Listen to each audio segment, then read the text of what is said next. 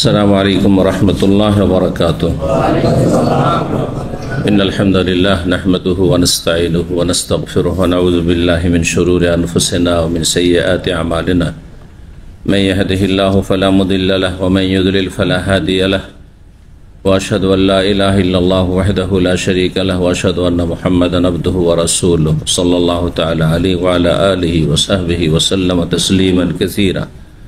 अम्मा बाद फ़क़द क़ाल इमाम बुखारी रहमहुल्लाहु तआला किताबुन नफ़क़ात बाबु फ़ज़्लिन नफ़क़ति अलल अहल व क़ौलिल्लाहि अज़्ज़ व जल व यसअलूनका माज़ा युनफ़िक़ून क़ुलिल अफ़ू कज़ालिक युबय्यिनुल्लाहु लकुमुल आयाति लअल्लकुम ततफ़क्करून फ़िद दुनिया वल आख़िरह व क़ाल हसनु अल अफ़्व अल फ़ज़्लु क़ाल हद्दसना आदम बिन अबी अयास क़ाल हद्दसना शुअबा अन अदी बिन साबित क़ाल समिअतु अब्दुल्लाह इब्न यज़ीद अल अंसारिय्य अन अबी मसऊद अल अंसारी रज़ियल्लाहु तआला अन्हु फ़क़ुल्तु अनिन नबी सल्लल्लाहु अलैहि वसल्लम फ़क़ाल अनिन नबी सल्लल्लाहु अलैहि वसल्लम क़ाल इज़ा अनफ़क़ल मुस्लिमु नफ़क़तन अला अहलिही व हुवा यहतसिबुहा कानत लहु सदक़ा। सम्मानित भातृमंडলী, আল্লাহ রাব্বুল আলামিনের প্রশংসা এবং প্রিয় নবী সাল্লাল্লাহু আলাইহি ওয়াসাল্লামের উপর সালাত ও সালামের পর জুমাবার 7ই সফর 1447 হিজরি মোতাবেক 1 আগস্ট 2025 আমাদের ধারাবাহিক আলোচনা সহিহুল বুখারীর নতুন পর্ব আজকে শুরু হবে। সেটি হচ্ছে কিতাবুন নাফাকাত, ভরণ পোষণের পর্ব। যেসব খরচ খরচার দায় দায়িত্ব আমাদের প্রত্যেকের উপর রয়েছে, স্ত্রী, ছেলে মেয়ে এবং বৃদ্ধ, অভাবী বাবা মা, আর ভাই বোন যারা নাবালক, বিশেষ করে বোন যারা অবিবাহিতা অথবা তালাকপ্রাপ্তা বিধবা, এসবগুলির ভরণ পোষণ আমাদের ফরজ। এর সাথে ভরণ পোষণ ফরজ হচ্ছে যদি আমাদের দায় দায়িত্বে চাকর নকর থাকে, কাজের ছেলে মেয়ে থাকে এবং তাদের সাথে চুক্তি থাকে খাওয়া দাওয়া দেওয়ার। এটা চাকর নকরের ক্ষেত্রে চুক্তির কথা। কিন্তু যদি দাস দাসীর জামানা হইত, যদি এখন দাস দাসীর প্রথা নেই,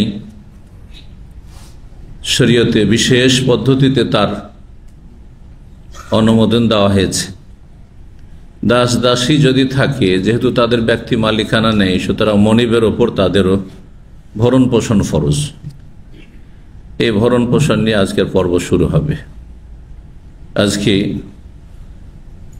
একটি গুরুত্বপূর্ণ সফর, দাওয়াতি সফরও ছিল এবং তার সাথে পারিবারিক সফরও ছিল এবং দীর্ঘ সফর, যুক্তরাজ্যের উত্তর থেকে দক্ষিণ বিভিন্ন জায়গায় দিনী প্রোগ্রাম করা আল্লাহ রাব্বুল আলামিন যে তৌফিক দিয়েছেন, সুযোগ দিয়েছেন, এই জন্য আল্লাহ শুকরিয়া আদায় করি। আলহামদুলিল্লাহ, রাব্বুল আলামিনের শুকরিয়া আদায় করি।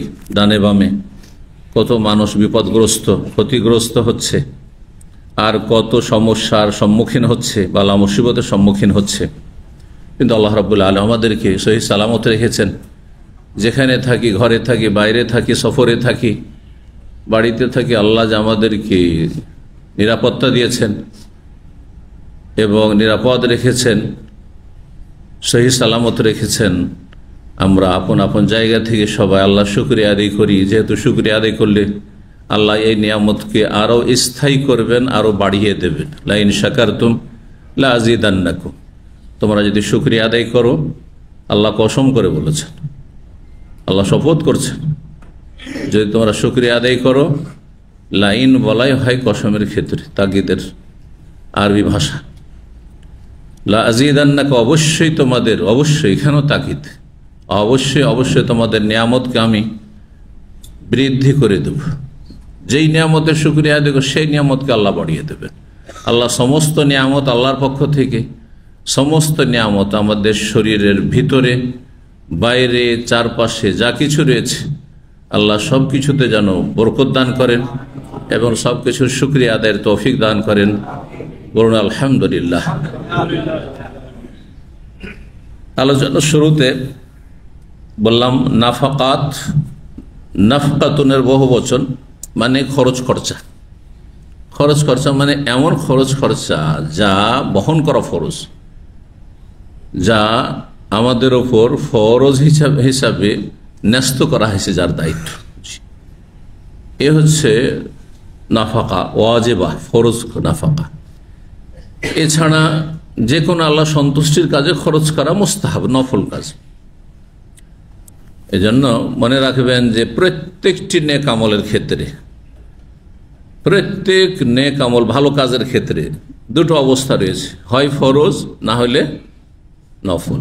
কিছু ফরজ আর বাকিটা হচ্ছে নফল, অতিরিক্ত মুস্তাহাব কাজ। নফল মানে মুস্তাহাব, অতিরিক্ত করলে ভালো নাকি, আর না করতে পারলে বা না করলে গুনাহ নেই, না করলে গুনাহ নেই। ফরজের অতিরিক্ত, ফরজ ওয়াজিব একই জিনিস।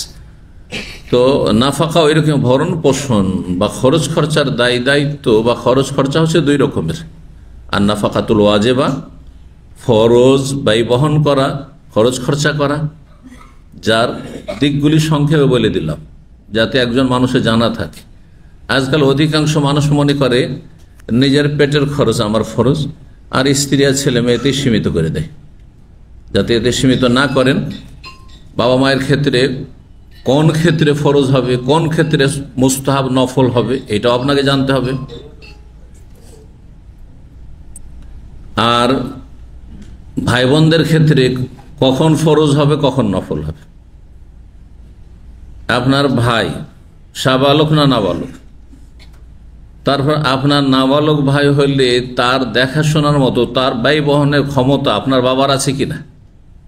যদি আপনার বাবার থাকে তো আপনার বাবার ফরজ, আপনার বাবা বেঁচে থাকতে, ভাইয়ের উপর ফরজ নয়। কিন্তু বাবা যদি না থাকেন, আপনি আছেন, আপনারা কয়েক ভাই আছেন, সবার উপর ফরজ।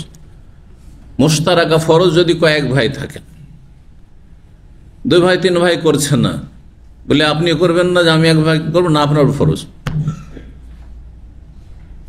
নাবালক যদি থাকে ভাই, ভাইয়ের ক্ষেত্রে নাবালক, কিন্তু বোনদের ক্ষেত্রে নাবালক, নাবালিকা সাবালিকার কোনো শর্ত নেই। নাবালিকা হোক সাবালিকা হোক, অবিবাহিতা, বিয়ে হয়েছিল তালাক হয়ে গেছে, কে খাওয়াবে? বাবারও ফরজ। বাবা নেই দুনিয়াতে, অত বাবা অভাবী, বাবার খরচও ফরজ আপনার উপর, হ্যাঁ, আর বোনদের খরচ হবে। বিধবা আর তার সাবালক ছেলে নেই, স্বামী মারা গেছে, সাবালক ছেলে থাকলে তার উপর ফরজ। ফরজ কারো না কারো পড়েছে। এই জন্য একটি কথা আমি সবসময় বলি যে মেয়েদেরকে আল্লাহ আয় উপার্জন করার জন্যই পয়দা করেননি। আয় উপার্জন করতে হবে মেয়েদেরকে, চাকরি করতে হবে, হ্যাঁ, প্রতিষ্ঠিত হইতে হবে, পায়ে দাঁড়াইতে হবে। এগুলি কথা পশ্চিমা কথা, পশ্চিমা কথা। পশ্চিমা আইন কানুন যেহেতু আমাদেরকে, হ্যাঁ, গোলাম বানিয়ে ফেলেছে, বন্দি করে ফেলেছে, সব কিছুতে পশ্চিমা চিন্তা চেতনা, রাজনীতিতে পশ্চিমা চিন্তা চেতনা, আর অর্থনীতিতেও, হ্যাঁ, ব্যয় বহনের ক্ষেত্রেও, হ্যাঁ, না, নিজের কাজ নিজে করতে হবে, স্বাবলম্বী হইতে হবে, সব কথা পশ্চিমা কথা। অধিকাংশ মানুষ আমাদের সমাজের ইসলাম বুঝেইনি। ইসলাম কিছু পড়ে একটু এগিয়ে গেলেও, হ্যাঁ, মগজে আধিপত্য কায়েম হয়ে গেছে পশ্চিমা সভ্যতার, কাফেরদের মানবরচিত বিধানের, যার ফলে মানুষ আসল বিষয়টিকে ইসলামের আলোকে বুঝেই উঠতে পারে না, গোলাম হয়ে গেছে, নিজেকে বন্দি করে ফেলেছে। মানুষ যখন বন্দি হয়ে যায় তখন আর এদিক সেদিক, হ্যাঁ, নড়াচড়া করতে পারে না। ঠিক ওই রকমই অবস্থাটা হয়ে গেছে। মানসিক দিক থেকে, চিন্তা চেতনার দিক থেকে মুসলিম জাতির অধিকাংশই কাফেরদের মানবরচিত বিধানের কাছে বন্দী হয়ে গেছে। আল্লাহ এখান থেকে মুক্তি লাভের তৌফিক দান করুন। মানসিক গোলামি শারীরিক গোলামির চাইতে অনেক অনেক বেশি নিকৃষ্ট। শারীরিকভাবে গোলাম মানে আপনাকে কেউ গোলাম বানিয়ে ফেলেছে, চাকর বানিয়ে ফেলেছে, তার অধীনে কাজ করছেন, হ্যাঁ, তার কথা মতো উঠেন আর বসেন, যা বলে তাই করে। এটা শরীরের গোলামি, যে তার আদেশ মানা ছাড়া কোনো উপায় নেই। চাকরি করছেন 8 ঘন্টা, মালিকের গোলাম। যতই আপনি নিজেকে বলেন যে আমি একজন চাকরিজীবী, কিন্তু আপনি গোলাম, তাই না? 8 ঘন্টা যেভাবে কাজ করতে বলছে, যা করতে বলছে করতে হবে। শারীরিক গোলামি এটা অনেক ভালো। মানসিক গোলামি, মানসিক গোলামিতে হয় কি, যে মনি মালিক ওপরে যারা আছে, যারা আমাদের চাইতে শক্তিশালী, তাদের সব কথাই মজা লাগে, সব কথাই সুন্দর লাগে। তাদের চিন্তায় আমরা চিন্তা করি, তাদের মতো করে চিন্তা করি, তাদের মতো করে বুঝি, তাদের মতো আমরা জীবনযাপন, তাদের মতো হতে চাই, তাদের মতো চালচলন, সংস্কৃতি, সভ্যতা, বেশভূষা, লেবাস পোশাক, চলাফেরা, এসব কিছু। এটা হচ্ছে মানসিক গোলামি। বিজ্ঞ ওলামারা বলেছেন যে মানসিক গোলামি সবচেয়ে বড় আল্লাহর আযাব। এতে মানুষ আর আল্লাহর গোলাম থাকে না, তখন মানুষ মানুষের গোলাম হয়ে যায়। আর মানুষকে মানুষের গোলামি থেকে মুক্ত করে রব্বুল এবাদের গোলামির জন্য, এবাদের গোলামি থেকে রব্বুল এবাদের গোলামির জন্য আল্লাহ রব্বুল আলামিন আমাদের পয়দা করেছে। সালাফগণ, সাহাবায়ে কেরামগণ যখন চারিদিকে ইসলামের দাওয়াত এবং জিহাদ নিয়ে ছড়িয়েছেন, তখন তারা এই কথাই বলেছেন সেখানকার শাসকদেরকে, যে আমরা বেরিয়েছি আল্লাহর জমিনে কিসের জন্য? লিনুখরিজা মান শাআ, যাকে ইচ্ছা, যাদেরকে আল্লাহ চাইবেন তাদেরকে আমরা বের করতে চাই, মুক্তি দিতে চাই। মিন ইবাদাতিল ইবাদ ইলা ইবাদাত রব্বিল ইবাদ। বান্দার গোলামি, মানুষের গোলামি থেকে মানুষের বান্দার রবের গোলামের দিকে বের করে নিয়ে যেতে চাই, উদ্ধার করতে চাই। মানুষ মানুষের গোলাম হয়ে গেছে। রাজা শাসকের পূজা করছে, জনগণ প্রজা। এই গোলামি থেকে মুক্ত করে মূর্তি পূজা করছে, মাজার পূজা করছে, গায়রুল্লাহর আস্তানায় গিয়ে আশ্রয় নিচ্ছে আর শরণাপন্ন হচ্ছে। তার থেকে মুক্তি দিয়ে রবের ইবাদতের দিকে নিয়ে যেতে, ইলা ইবাদত রব্বিল ইবাদ, বান্দার যিনি রব তার ইবাদত দিকে বের করে নিয়ে যেতে চাই। অমিন জওরিল আদিয়ান ইলা আদলিল ইসলাম, আর মানবরচিত বিধান এবং ধর্মের যে জুলম অত্যাচার, নিপীড়ন, মানুষের তৈরি করা ধর্মের মাধ্যমে জুলম এবং শোষণ হয়েছে জনগণের। বেদাতি মোল্লারা আপনাদের শোষণ করেন না, শোষণ করেন না? এসব বেদাতি কর্মকাণ্ডের মাধ্যমে এই মরলেই খরচ করতে হবে, পীরের মুরিদ হলে নজরানা দিতে হবে, আর তারপর এই তাবিজ তোমার করতে হবে, আর আপনার কোরআন খানি বক্সাইতে হবে, এই করতে হবে, সেই করতে হবে। এই যে ধর্মীয় বাতিল খরচ, হারাম খরচ। ইন্না কাসীরা মিনাল আহবারি ওয়ার রুহবান লা ইয়াকুলুনা আমওয়ালান নাস বিল বাতিল। অনেক ধর্মগুরু এবং পুরোহিতরা রয়েছে ইহুদি নাসারাদের, লা ইয়াকুলুনা আমওয়ালান নাস, যারা মানুষের ধন সম্পদকে ভক্ষণ করেছে বিল বাতিল, হারাম পন্থায়। এই বেদাতি মোল্লা সমাজ এর হারাম পন্থায় জনগণের ধন সম্পদ চুষে। এই জন্য কোনো পীর গরিব নেই। বড় বড় মন্ত্রী মিনিস্টার চাইতে বেশি তারা ধনকুপ, তাদের কোনো অভাব নেই, তাদের রোজগার করতে হয় না, বিনা পুঁজির ব্যবসা, তাদের পুঁজি ইনভেস্ট করতে হয় না। আল্লাহ হেফাজত করে থেকে। এটা হচ্ছে মানুষের গোলামি। মানুষের গোলামি থেকে রবের গোলামের দিকে নিয়ে যাওয়ার জন্য এবং মানবরচিত ধর্ম, বিকৃত ধর্ম, ভ্রান্ত ধর্মের যে জুলম অত্যাচার, নিপীড়ন, এখান থেকে উদ্ধার করে নিয়ে যেতে চাই এলা আদলিল ইসলাম, ইসলামের সুবিচার, ইনসাফ, ন্যায় নীতির দিকে। অমিন যিকিদ দুনিয়া ইলা সাআতিহা, দুনিয়াকে সংকুচিত করে দিয়েছে, দুনিয়াকে মানুষরা সংকুচিত করে দিয়েছে। এইখান থেকে মুক্ত করে মানুষকে বন্দী করে রেখেছে, মানসিক দিক থেকে হোক শারীরিক দিক থেকে বন্দী করে রেখেছে, গোলাম বানিয়ে রেখেছে। এলা সাআতিহা, সাআতিদ দুনিয়া, দুনিয়া প্রশস্ত বিশাল জগতে মানুষকে ছড়িয়ে ছিটিয়ে দিতে চায়। স্বাধীনভাবে আল্লাহর জমিনে আল্লাহর ইবাদতবন্দি করবে। আল্লাহ বুঝার তৌফিক দান করুন।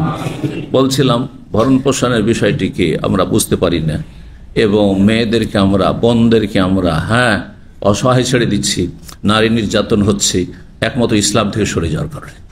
ইসলাম থেকে সরে যাওয়ার কারণে পশ্চিমা আইন দিয়ে কখনো দেশে শান্তি হতে পারে না। পশ্চিমা এই সমস্ত বিধিবিধান দিয়ে, মানব রচিত এসব দিয়ে কখনো শান্তি হতে পারে না, কারণ এগুলি আল্লাহর আযাব, এগুলি আযাব। জি, আমি একটি কথা সে পশ্চিমা দেশে বসে বলে আসলাম যে মুসলিম দেশের জন্য, মুসলিম জনগণের জন্য গণতন্ত্র আল্লাহর আযাব। এই আযাব দিয়ে নিয়ামত নিয়ে আসতে চাইছেন মুসলিম দেশে, তাদের জন্য, তাদের কাছে যেহেতু কিছু নেই, এ তো কোরআন তারা মেনে নিচ্ছে না, সুতরাং তাদের কাছে কোরআন ছাড়া তাদের জীবনযাপনের জন্য বিকল্প হচ্ছে গণতন্ত্র। কিন্তু আমাদের কাছে আল্লাহ রাব্বুল আসমানি বিধান রয়েছে, যেটি রহমত, যেটি বরকত, যাতে রয়েছে সার্বিক শান্তি, যাতে রয়েছে নিরাপত্তা। আমরা কেন ওই সব আযাব নিতে যাব রহমত থাকতে? আল্লাহ বুঝার তৌফিক দান করেন। বলছিলাম যে ভরণ পোষণের দায়িত্ব ভুলবেন না। ভাইদের ক্ষেত্রে সাবালক হয়ে গেলে জয় নয় যে তাকে BMA পাশ করাইতে হবে আপনাকে। সাবালক হয়েছে 18 বছর বা 22 বছর হয়ে গেছে, আজকাল ধরেন, আজকালকার ইয়েতেই যদি ধরেন 20-22 বছর, 12 ক্লাস পর্যন্ত পড়া হলে 18 বছর হয়, এতে মোটামুটি চলার মতো পড়া। আর এই 18 বছরের মধ্যে একজন মাদ্রাসা পড়ে মোটামুটি দিন সম্পর্ক জেনে নিতে পারবে। দুনিয়া পড়লেও 12 ক্লাস পর্যন্ত পড়া হয়ে গেল। ইউনিভার্সিটি পড়বে, পশ্চিমা দেশে জানেন না, এখান থেকেও ছেলেরা লেখাপড়া করতে যায় বিভিন্ন দেশ থেকে, বাংলাদেশ থেকে। তারা গিয়ে ওখানে গিয়ে প্রথম দিকে একটু বাবার খরচ করেছে, তারপর নিজেই সপ্তাহে 3 দিন ক্লাস করে, 3 দিন চাকরি করে, ডিউটি করে, আর পড়ে। পার্ট টাইম কাজ করে তারা খরচ খরচা বের করে। জি, তাহলে বোঝা গেল যে কাজের যোগ্য হয়ে গেছে, কাজের যোগ্য হয়ে গেছে, কাজও করছে, পড়াশোনা করছে। তো ভাই যতদিন নাবালক আছে দায়িত্ব কার ছিল? বাবার ছিল। বাবা অভাবী অথবা বাবা নেই দুনিয়াতে, তাহলে কার ফরজ? ভাইয়ের ফরজ। আর বোনদের ক্ষেত্রে বললাম সারা জীবন ফরজ। আমার ছেলেমেয়েরা যতদিন নাবালক আছে আর মেয়েদের যতদিন বিয়ে শাদী না দিতে পারিস, আমার যেমন ফরজ, আমার বোনেরও ফরজ। এটা জেনে নিতে হবে, এর উপরে ঈমান রাখতে হবে। শুধু 5 ওয়াক্ত সালাত ফরজ এটা বিশ্বাস করলে হবে না, এইটাও ফরজ, এটা বিশ্বাস করতে হবে। যেমন সালাতের ক্ষেত্রে সালাত ফরজ কিছু আছে, 17 রাকাত ফরজ, বাকি সুন্নত নফল। রোজার ক্ষেত্রে, সিয়ামের ক্ষেত্রে, রমজান মাসের সিয়াম ফরজ, বাকিগুলো সুন্নত নফল। যাকাতের ক্ষেত্রে শতকরা 8 টাকা ফরজ, আর বাকিটা হচ্ছে সুন্নত নফল সাদাকা। হজ জীবনে একবার ফরজ, আর বাকিটা নফল আর মুস্তাহাব। ঠিক তেমনি খরচ খরচার ক্ষেত্রে কিছুটা ফরজ আছে, সেই ফরজটা অবশ্যই জানতে হবে যে আমার ওপর কার খরচ বহন করা ফরজ। ইবদা বিনাফসিকা, নিজের থেকে শুরু করুন। আগে নিজে খেতে হবে, আগে নিজে, তারপরে পরে। আগে নিজের চিকিৎসা, তারপরে চিকিৎসা, স্ত্রী চিকিৎসা। তো আর কথা না বাড়িয়ে হাদিসগুলোর দিয়ে এগিয়ে যায়। ইমাম বুখারী রাহিমাহুল্লাহ কিতাবুন নাফাকাত, এই পর্ব হচ্ছে বিভিন্ন ভরণ পোষণ বা খরচ খরচা সম্পর্কে, খরচ খরচার দায়িত্ব সম্পর্কে। অধ্যায় নম্বর 1 বলছেন বাবু ফাযলিন নাফাকাতি আলাল আহল। এই অধ্যায় হচ্ছে পরিবারের জন্য খরচ খরচা বা পরিবারের ভরণ পোষণের ফজিলত সম্পর্কে। ভরণ পোষণ বহন করে পরিবার বলতে স্ত্রী, তারপরে ছেলে মেয়ে, এটা ক্ষুদ্র পরিবার। একটা পরিবার হারের গোড়াপত্তন হয়, বীজ বপন হয় কি দিয়ে? স্বামী স্ত্রী দিয়ে। বিবাহ করলেন, একটা পরিবার হলো, স্বামী স্ত্রী পরিবার। তারপরে তখন ছেলে মেয়ের শুরু হইল পরিবার। আপনার সাথে বাবা মা আছে, জয়েন্ট ফ্যামিলিতে আমাদের গোটা গোষ্ঠী থাকছেন, সেটা যৌথ পরিবার। কিন্তু আসল পরিবার হচ্ছে স্বামী স্ত্রী এবং ছেলে মেয়ে, তার সাথে বৃদ্ধ বাবা মা, আর বাবা মায়ের সাথে যদি তার যদি নাবালক ছেলে থাকে আর যদি অবিবাহিতা মেয়েরা থাকে, সেগুলি আপনার পরিবার। আর সাবালক হয়ে গেছে আপনার ভাই, 5 ভাই 5 জায়গায় ইনকাম করছেন বিভিন্নভাবে, সব আলাদা আলাদা পরিবার। স্বামী স্ত্রী সব একটা করে পরিবার, ছেলে মেয়ে নিয়ে।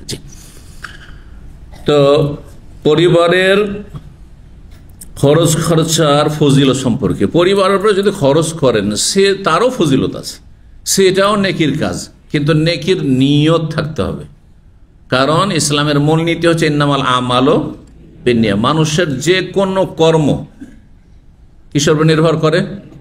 সেই কর্ম। আর একবার খালেস ইবাদত, সালাতে দাঁড়িয়েছেন, সেটা হোক অথবা রোজা রাখছেন, শ্যাম পান সেটা হোক, দান সাদকা করছেন, জাকাত দিচ্ছেন সেটা হোক, অথবা দুনিয়ার কাজকর্ম হোক, হ্যাঁ ব্যবসা বাণিজ্য করছেন, ডিউটি করছেন, ইন্নামাল আমালও, এইসব আমলগুলি কাজগুলি নির্ভর করে কিসের ওপর?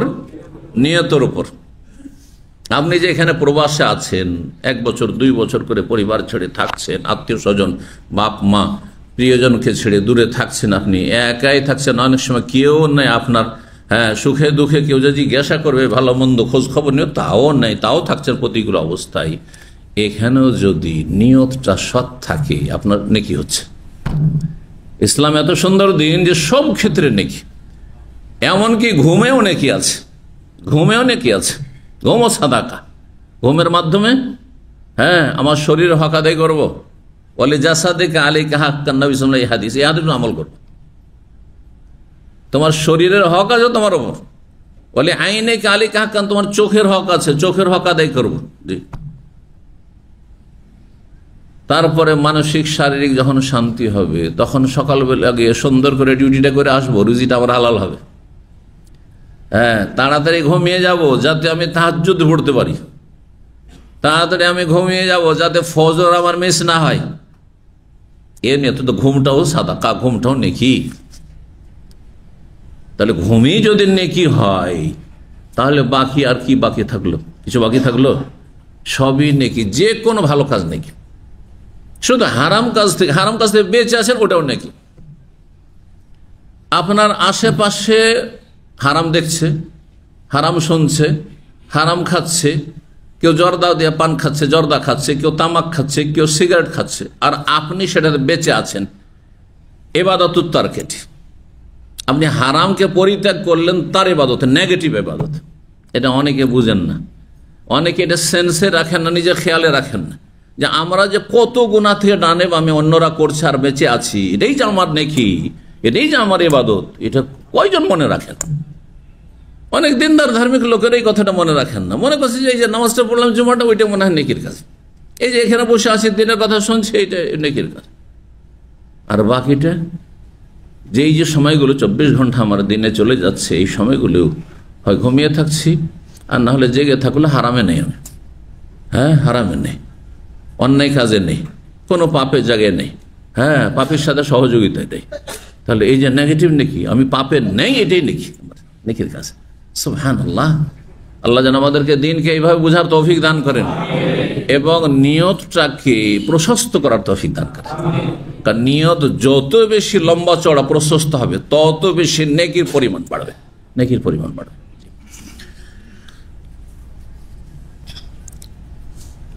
বলছেন বাবু ফজলিন নাফাকাতে আলাল, এই অধ্যায় হচ্ছে পরিবারের খরচ খরচা করার ফজিলত।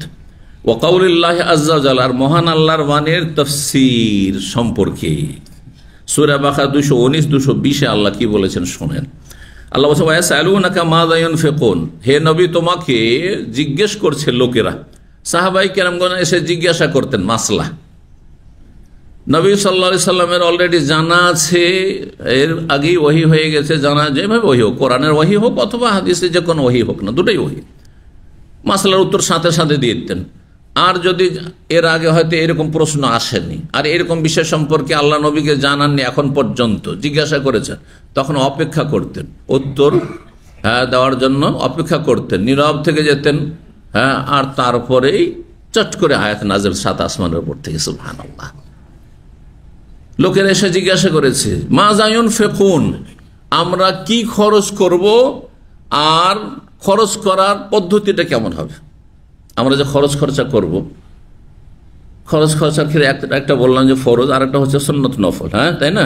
তো নফল খরচের মধ্যে দান সাদকা, যে কোনো দান সাদকা করছেন, মানুষকে উপকার করছেন, এমনকি মানুষকে ধার কর্জা দিচ্ছেন, হ্যাঁ সেটাও কি আপনার টাকাটা ওখানে খরচ হলো না, আপাতত তো হইলো, ফিরে আসবে সেটা আলাদা, সেটাও নেকির কাজ, কিন্তু সেটা বড় নেকির কাজ। তো যে কোনো খরচ খরচার ক্ষেত্রে কেমন করে খরচ করব এবং কোন ধরনের খরচটা ভালো হবে, এর পদ্ধতিটা কি হবে। ইয়াসআলুনাকা, হে নবী আপনাকে লোকেরা জিজ্ঞেস করছে মাযা ইউনফিকুন, যে তারা কি খরচ করবে এবং কোন অবস্থায় খরচ করবে। কুলিল আফওয়া, হে নবী তাদেরকে উত্তর দিয়ে দাও, এক কথায় উত্তর। সুবহানাল্লাহ। আল আফওয়া মানে অতিরিক্ত যেটা তোমাদের যে প্রয়োজন যেটা রয়েছে, সর্বনিম্ন মোটামুটি চলার মতো যা প্রয়োজন, হ্যাঁ, ভরণ পোষণের ক্ষেত্রে, সেটা করার পরে উদ্বৃত্ত যেটা থাকবে, অতিরিক্ত যেটা থাকবে, সেটা থেকে খরচ করা। এটা হচ্ছে খরচের পদ্ধতি। দান সাদকার ক্ষেত্রে এটা পদ্ধতি না যে আমার রাতের খাবার নেই, আমার দুপুরের খাবার নেই। নিজের ক্ষেত্রে করতে পারেন অবশ্যই, এটা জায়েজ আছে। যদিও ভালো যে আপনি নিজের না খেয়ে অভাবে না থেকে আপনি নিজের খরচ খরচার সমান রেখে নেন, আর তারপরে আল আফওয়া অতিরিক্তটা খরচ করেন। কিন্তু নিজের ক্ষেত্রে আপনি অন্যকে অগ্রাধিকার দিতে পারেন, যেটা ইসার বলা হয়। এর প্রশংসা আল্লাহ করেছেন সূরা হাশরে, ওয়ায়ুসিরুনা আলা আনফুসিহিম। সাহাবাই কেরামগণ, বিশেষ করে আনসারীদের ফজিলত আল্লাহ বর্ণনা করেছেন যে তারা নিজেদের উপর অন্যকে অগ্রাধিকার দিয়ে থাকে, অন্যকে খাওয়ায়, নিজের না খেয়ে থেকে, অনাহারে থেকে। ওয়ালাউ কানা বিহিম খাসাসা, যদিও তারা ক্ষুধার্ত হয়ে থাক না কেন, নিজেরা ক্ষুধার্ত। আবু তালহা নিজে খেলেন না, নিজের স্ত্রীকেও খেতে দিলেন না, রাত্রে অনাহারে। আর ছেলে মেয়েগুলো কান্নাকাটি করছে, তাদের কোন রকম করে ঘুম দিয়ে দিলেন, আর তারপরে মেহমানকে খাওয়িয়ে দিলেন। আল্লাহ প্রশংসা করছেন নিজের ক্ষেত্রে। কিন্তু আপনি আপনার স্ত্রীর ক্ষেত্রে, আপনার ছেলে মেয়েদের ক্ষেত্রে এমনটা করবেন না। কারণ হতে পারে আপনার ঈমান শক্তিশালী, আপনি না খেয়ে থাকবেন। হ্যাঁ, আপনার একটা দুটা কাপড়ই যথেষ্ট, একটি কাপড় দিয়ে চলে যাবে। আবার এটা আমার পুরোনো এই ছিঁড়া কাপড়ই যথেষ্ট, এ দিয়ে আমি জোড়া তালি লাগিয়ে থাকবো, ঠিক না? কিন্তু তাই বলে আমি যেমন হই তেমন তোমাকে হইতে হবে স্ত্রী। হ্যাঁ, আমি না খেয়ে থাকি, তোমাকে না খেয়ে থাকতে হবে। আর ছেলে মেয়েকে বলেন আমি না খেয়ে থাকি, তোমাদেরকেও না খেয়ে থাকতে হবে। হ্যাঁ, আমি মূর্খ ছিলাম, তোমাদেরকে মূর্খ থাকতে হবে। সুতরাং যা কিছু ইনকাম কিছু সব দান করে দিই, চলবে না? চলবে না। মশলাটাও বুঝতে হবে। আপনি এই ক্ষেত্রে করতে পারেন না। এটা তো অনেক সময় হিতে বিপরীত হবে। তারা স্বেচ্ছায়, হ্যাঁ, তাদের খরচ যে দেন, তারপরে সেখান থেকে দান করে তাদের বিষয়। কিন্তু আপনারও ফরজ দায়িত্ব হচ্ছে যে আপনি কি করবেন। যদি অন্যকে সাদাকা করেন সেটা নফল, আর আপনার স্ত্রীর ভরণ পোষণ পুরোপুরি দেওয়াটা ফরজ, ছেলে মেয়েদের ভরণ পোষণ পুরোপুরি দেওয়া, খরচ খরচা দেওয়াটা ফরজ।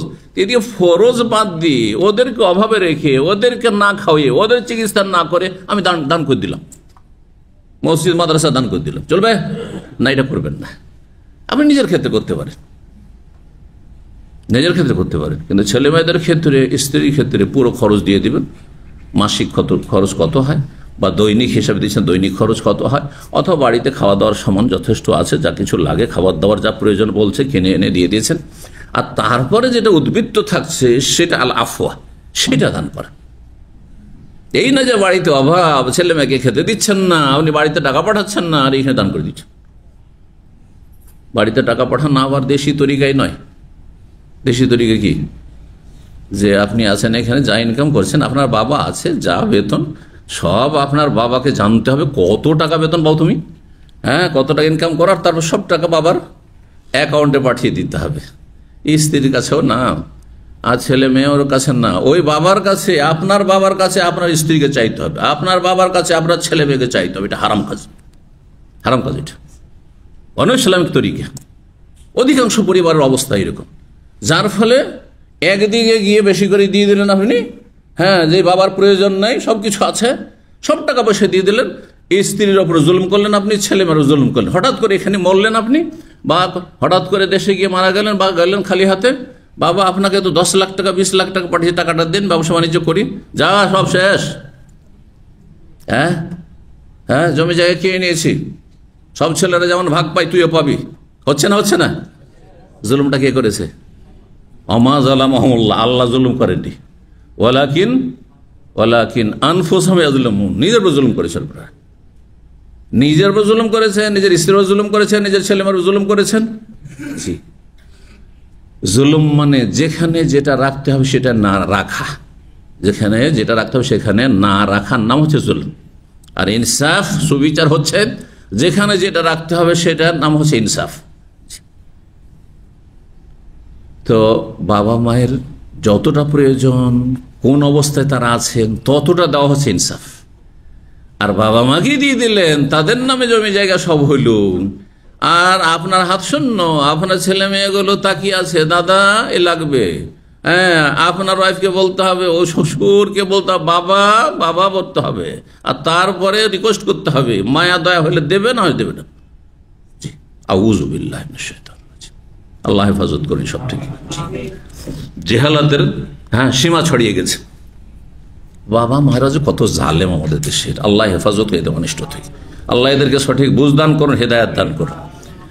ওয়াসআলুনাকা মাযা ইউনফিকুন, হে নবী তোমাকে জিজ্ঞাসা করছে মাযা ইউনফিকুন, কি খরচ করবে, কতটা খরচ করবে, সবই দিয়ে দিতে হবে যা ইনকাম করছি, না কতটা খরচ করবে। কুলিল আফওয়া, হে নবী তাদেরকে বলে আল আফওয়া, উদ্বৃত্ত যেটা সেটা খরচ করবে, নিজের প্রয়োজন মিটিয়ে নিয়ে তারপর উদ্বৃত্ত যেটা সেটা খরচ করবে। এখন যতটা স্বাভাবিক খরচ লাগে সেটা হচ্ছে খরচ, আর বাকিটা আপনি খরচ করতে পারেন, এই নয়। এখন খরচের কোনো সীমানা আছে? আজকালকার জামানায় যারা অপচয়কারী, পয়সা হয়েছে আর কি করবে, ডানে বামে শুধু উড়িয়েই যাচ্ছে। প্রতি 2 দিন 3 দিন পর পর একবারে ওই রকমের স্পেশাল রেস্টুরেন্টে বসতে হবে ছেলে মেয়েদেরকে, আর ধুমধাম করে 2-4-500 রিয়াল চলে গেল সেইখানে। এগুলো খরচ না, এগুলো অপচয়, এগুলো শয়তানের ভাইয়ের কাজ, কোনো খুব ভালো মানুষের কাজ না। ভোগ বিলাসের শেষ নেই। আর হারামে খরচ করা, হালালেও সীমাহীন খরচ করা, আর দেশ বিদেশে ছেলে মেয়েদেরকে নিয়ে বিনোদন করে বেড়া, এইসব খরচ করছে, কিন্তু 3টা পয়সাও দান সাদকা করার তৌফিক হয় না। এসব অসৎ লোক সমাজের, অসৎ লোক।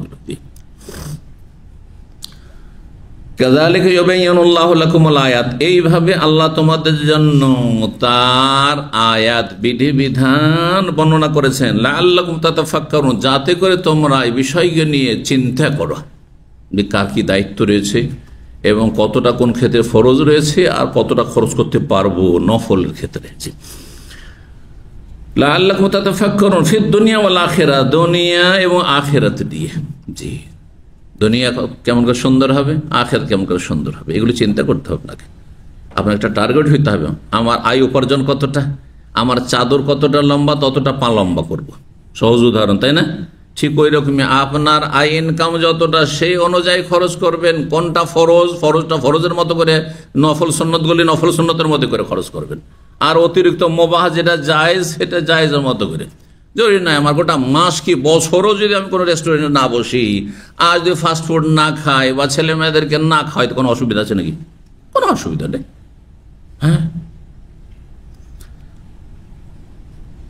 সূরা বাকারা 219-220। ওয়াকাল আল হাসান, ইমাম হাসান বাসরী রাহিমাহুল্লাহ বলছেন, আল আফু, আফু মানে তো মাফ করা হয়। আফুর সহজ অর্থ হচ্ছে কি, ফাফু আসফাহু মানে ক্ষমা করো, মাফ করো। তো এখানে আফু মানে কিন্তু মাফ করার নয়, আফু মানে আল ফজল, আফু মানে আল ফজল, উদ্বৃত্ত, অতিরিক্ত যেটা খরচা তোমার করে সংসার চালিয়ে যেটা বাঁচলো, উদ্বৃত্ত হইলো, সেটা থেকে তুমি দান সাদকা করো, খরচ করো বা অন্যদেরকে দাও। 5300, আর সেটাও ফরজ নাই, কিন্তু অন্যদেরকে দেওয়ার ক্ষেত্রেও ফরজ নাই। কখন ফরজ হবে? দেখছেন যে একে যদি আমি না দিই, আমার গ্রামে এমন একজন মানুষ বিধবা অথবা এতিম অথবা বৃদ্ধ মানুষ, নিজের সংসার চালাতে পারে না, অভাবী মানুষ, তাকে যদি না দিই তো সে মারা যাবে, অথবা তার ছেলে মেয়েগুলো অনাহারে মারা যাবে, তারা সারা দিন না খেয়ে, তখন ওয়াজিব ফরজ হবে পাশের লোকে খাওয়ানো। আর এমনি অবস্থায় সবাই দিচ্ছে কিছু কিছু, আপনিও দিচ্ছেন, নফল জি চলে যাচ্ছে। জি 5351 নম্বর হাদিস বর্ণনা করছেন আব্দুল্লাহ বিন ইয়াজিদ আনসারী, তিনি বর্ণনা করছেন আবু মাসউদ আনসারী রাদিয়াল্লাহু তাআলা আনহু থেকে, ফাকুলতু, তিনি বলেন, আনিন নবী সাল্লাল্লাহু আলাইহি ওয়াসাল্লাম, বলছেন বর্ণনাকারী যে যখন আব্দুল্লাহ বিন ইয়াজিদ আনসারীর কাছে শুনেছেন আদি বিন সাবিত, তিনি আবু মাসউদ আনসারী থেকে বর্ণনা করছেন, যখন তিনি নবী সাল্লাল্লাহু আলাইহি ওয়াসাল্লাম বর্ণনা করতে গেছেন, তখন বলছেন, আপনি নবী সাল্লাল্লাহু আলাইহি ওয়াসাল্লাম থেকে বর্ণনা করছেন বিষয়টি, না নিজের পক্ষ থেকে বলছেন? আনিন নবী সাল্লাল্লাহু আলাইহি ওয়াসাল্লাম, আপনি কি নবী সাল্লাল্লাহু আলাইহি ওয়াসাল্লাম থেকে সরাসরি হাদিসটি শুনেছেন, দিয়ে বর্ণনা করছেন? ফাকালা, বললেন তখন, আনিন নবী সাল্লাল্লাহু আলাইহি ওয়াসাল্লাম, নবী সাল্লাল্লাহু আলাইহি ওয়াসাল্লাম থেকে বর্ণনা করেছি শুনে, এটি নবী সাল্লাল্লাহু আলাইহি ওয়াসাল্লামের কথা, আমার কথা নয়। কালা, কি বলেছেন নবী সাল্লাল্লাহু আলাইহি ওয়াসাল্লাম? ইযা আনফাকাল মুসলিমু নাফাকাতান আলা আহলিহি, যখন কোন মুসলিম তার পরিবারের উপর কোনো খরচ খরচা করে, পরিবারে সকাল নাস্তা দিয়েছেন, দুপুরে খাবার দিয়েছেন, এই যে গত মাসে টাকা পাঠিয়েছেন, ইত্যাদি ইত্যাদি যেসব খরচ খরচা, চিকিৎসার জন্য পয়সা দিয়েছেন, হ্যাঁ, এই লেখাপড়ার জন্য ছেলে মেয়েকে খরচ দিচ্ছেন, যা কিছু খরচ করবেন ওয়াহওয়াইয়াহতাসিবুহা, আর তাতে যদি নেকির আশা রাখেন, ইহতিসাব, নেকির আশা রাখতে হবে। ইহতিসাব না থাকলে আবার নেকি পাবেন না, কিচ্ছু পাবেন না। নেকির আশা নেই, অধিকাংশ লোকেরা ওই রকমই খরচ, নেকির আশায় খরচ করে। কিসের জন্য খরচ করেন? হ্যাঁ, মানবতার ধর্মে বিশ্বাসী কিছু লোক আছে, মানবতার খাতিরে। মানুষ না, আমিও মানুষ, তারাও মানুষ, খরচ করতে হবে। আরে গরিব দুঃখীকে দিচ্ছে, জনকল্যাণমূলক কাজ করছে না কাফেররা? কিসের জন্য? মানবতার খাতিরে, হ্যাঁ, হিউম্যানিটি। তো মানবতার খাতিরে যারা করছে তো ওটাই পাবে, ফালাহ মানাওয়া, নাকি পাবেন না। আচ্ছা, ছেলে মেয়েদের ক্ষেত্রে আমাদের মুসলিম সমাজ অধিকাংশ মানবতা, নাস্তিকরা মানবতার কথা বলে, কিন্তু যারা মোটামুটি আস্তিক, হ্যাঁ, আল্লাহ পরকালে মোটামুটি বিশ্বাসী, তারা কি করে? মায়াতে করে, নেকির আশায় নেই। কিসের জন্য? স্ত্রীর মায়া আছে, ছেলেমেয়ের মায়া আছে, তারা কি খাবে? ধার কর্জা করে হলে তাদের খরচ পাঠাইতে হবে, মায়াতে খরচ করছেন। তাহলে কি পাবেন? ওই মায়া মমতাই পেলেন আপনি, আপনি নেকি পাবেন না। আপনি কেন? মায়া মমতার খাতিরে খরচ করেছেন, নেকির আশায় খরচ করেননি আপনি। আচ্ছা, যদি খরচ করেন চাপে, হ্যাঁ, চাপের মুখে অনেক সময় খরচ করেন। এই স্ত্রীর খরচ না দিলে শ্বশুর বংশ খুব প্রভাবশালী আছে, খবর আছে, ভালো সাইজ করে ছাড়বে একবারে, ঠিক না? ছেলে মেয়ের খরচ না দিলে ভাই বেরাদর, আপনার ভাইয়েরা আছে, আপনার বাবা মা আছে, সব অসন্তুষ্ট হয়ে যাবে, হ্যাঁ, আর আপনার বাস করা মুশকিল করে দিবে। সেই জন্য খরচ দিচ্ছেন, তাহলে ওটাই পাবেন, নাকি পাবেন না আপনি। কারো চাপে হোক, কাউকে খুশি করার জন্য হোক, অথবা দুনিয়ার কোনো গরজে হোক, কিন্তু নেকির আশা, ইহতিসাব নেই, তাহলে নেকি নেই, নেকি নেই। ইহতাসিবুহা, এই জন্য শর্ত লাগিয়েছেন নবী সাল্লাল্লাহু আলাইহি ওয়াসাল্লাম, ইহতাসিবুহা, সেই ব্যক্তি, সেই মুসলিম ব্যক্তি তার পরিবারের খরচের ক্ষেত্রে যদি ইহতিসাব, নেকির আশা রাখে। এই ইহতিসাবের কথা রমজান মাসের সিয়ামের ক্ষেত্রে নবী সাল্লাল্লাহু আলাইহি ওয়াসাল্লাম বলেছেন, হ্যাঁ, তারাবির ক্ষেত্রেও বলেছেন, কিয়ামের ক্ষেত্রে, আর লাইলাতুল কাদরের ক্ষেত্রে বলেছেন। হাদিস জানা আছে না নেই? প্রসিদ্ধ হাদিস, মান সামা রমাদান ঈমানান ওয়া ইহতিসাবান, মান কামা রমাদান ঈমান ইহতিসাবান, মান কামা লাইলাতুল কদর ঈমানান ইহতিসাবান গুফিরা লাহু মা তাকাদ্দাম মিন যামবি। তাহলে অতীতের গুনাহ মাফ হবে। আর দেখা দেখি পরম্পরা রোজা রাখছেন, পরম্পরা সবাই তারাই পড়ে তাই তারাই পড়ছেন, সবাই সবে কদর করে তাই সবে কদর করছেন, দেখা দেখি, এটা পরম্পরা, প্রচলিত ধর্ম। তাহলে গুফিরা লাহু মা তাকাদ্দাম মিন যামবি হবে না, অতীতের গুনাহ মাফ হবে না। ভালো কথা, ইহতিসাব অত্যন্ত গুরুত্বপূর্ণ বিষয়। মুসলিম জীবনের যে কোনো কাজে নেকির আশা যদি রাখেন, তাহলে তাতে নেকি রয়েছে। জি, ঘুমের ক্ষেত্রেও, সহবাসের ক্ষেত্রে হাদিস আছে না নাই? অফি বুযি আহাদিকুম সাদাকা, তোমাদের গুপ্ত অঙ্গেও সাদাকা রয়েছে।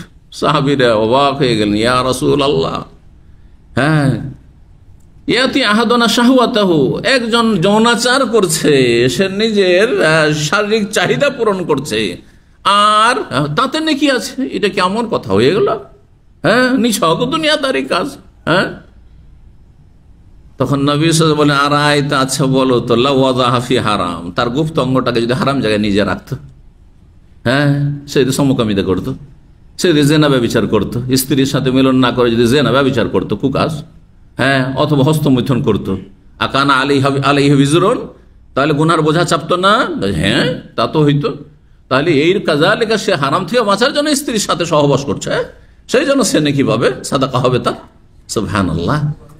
তাহলে ইসলামের আর কোন কাজে নেকি নেই? সব কাজেই নেকি আছে। জি, ঘুমের উদাহরণ দিলাম, আর সহবাসের উদাহরণ দিলাম, তাহলে চলা ফিরা সব কিছুতে নেকি আছে, সব কিছুতে আমাদের নেকি আছে, কারণ সবগুলি কিছুতেই আমাদের নেকির আশা। জি, যদি নেকির আশা রাখে, কানাত লাহু সাদাকা, তার জন্য, সেই মুসলিমের জন্য নিজের পরিবারের ভরণ পোষণের দায়িত্ব পালন করাও সাদাকার সওয়াবে পরিণত হবে। সাদাকা, যে সাদাকা বরং উত্তম সাদাকা, হাদিসে রয়েছে উত্তম সাদাকা। জি, তাতে দ্বিগুণ সওয়াব রয়েছে।